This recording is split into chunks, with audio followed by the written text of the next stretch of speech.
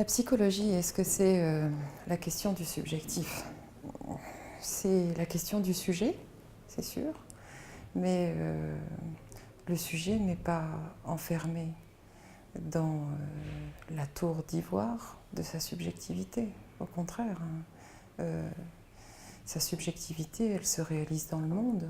Si, par exemple, une représentation sociale n'est pas la somme des représentations individuelles, ce n'est pas une addition de représentations individuelles, c'est parce que finalement l'esprit humain, l'être humain, dans son ontologie, dans sa nature même, organise une mise en relation de son propre rapport au monde avec le rapport au monde d'autrui.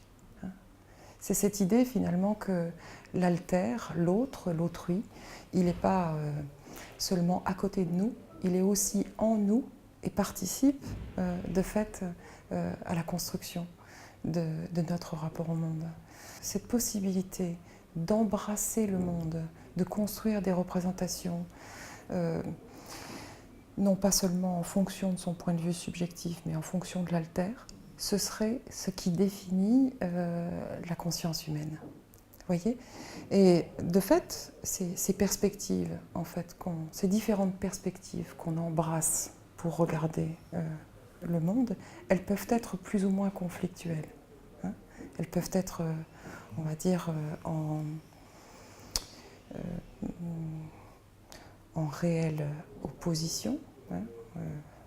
Par exemple, dans certaines ambivalences que nous maintenons, et quelquefois malgré nous. Et ces perspectives, elles peuvent être aussi plus congruentes, plus convergentes.